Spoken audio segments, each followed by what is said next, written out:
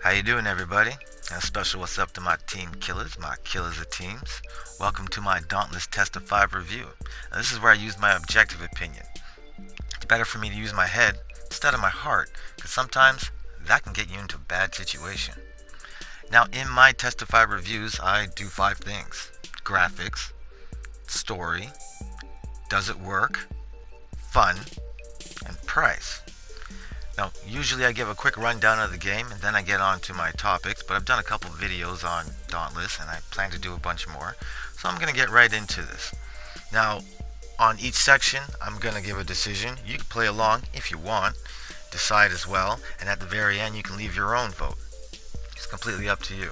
But on that note, let's get right to it. And now for something completely different.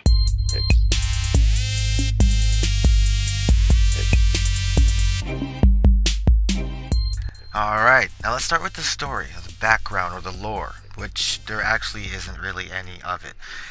It's kind of funny, the game starts off, at the very beginning you're a Behemoth Slayer trainee.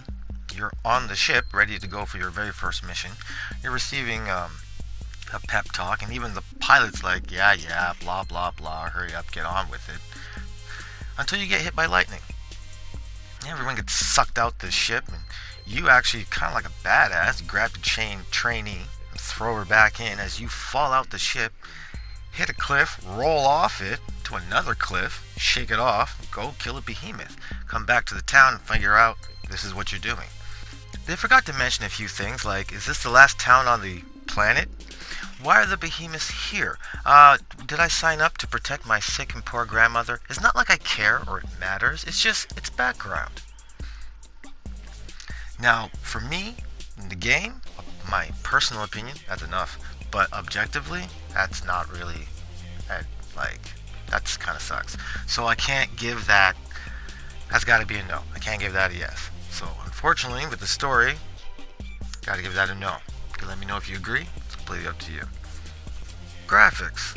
At first glance, Dauntless looks like a kid version of Monster Hunter World in a Fortnite universe. It's very colorful, very flashy. It's actually a great way to keep your attention, or a good way to get a headache. Now, the graphics can go from stable and calm to flashy and chaotic. And a lot of times when you get graphics that are flashy and chaotic, they tend to pile up on top of each other, and things like this will happen. Now, I've actually been playing this game a lot. I've gotten a couple seasoned hunter badges, and I haven't maxed out any weapons, but I've put a lot of time into this so far, and this has only happened twice. So what I've noticed personally in the graphics is they actually rarely cause problems. Like, there are no phantom holes, there are no phantom objects. The trees are the size of the trees, or you can walk by them and not hit anything. It actually works pretty good together, and most importantly, it doesn't seem like Phoenix Labs has sacrificed any gameplay for the kind of graphic style they were trying to achieve, or achieved. So in my opinion, that's a definite yes. It's up to you whether you agree. Does it work? Now, a lot of times, this is the make it or break it section. I should probably have this one at the end. Now, when I'm in the town, everything seems to work. The menus, the NPCs, the mixing, whatever I do, no problems. This brings me back to that glitch that I just mentioned. Now, I remember back in the day with Little Big Planet, as a creator, you would make a level as tight as possible, and then you would go through with some randoms, and they would find some holes that you never knew existed. Basically, it's hard to predict what the player's going to do as a programmer. Well, Phoenix Labs has a team of professional guys working on this, so it should be perfect, right? Or at least close. Well, I can show you a few games that can prove that no matter how big your company is, no matter how much time you take to develop it, or delays you have to bring it out to make sure it's perfect, it's not always perfect. Attention to detail goes way further than big ideas. Phoenix Labs seems to do a great job of doing attention to detail. And not to mention, this is a true multiplayer platform game. Like, PC got it first, but now all of us are here playing, going along. So instead of keeping a ship a sail, they're sailing a fleet. Now, in my opinion, it works. Now for fun. Now, when I say fun, I know fun is subjective. Anyone can have fun doing anything. What I mean by that is, let's assume you're having fun doing this. It's how much fun will you have? How much content is there? Is there enough fun to keep you busy when I come to you in 3 weeks, in a month? I'm like, how's Dauntless? Did you delete it? Or are you still having fun? Well, we've got our main story mission girl.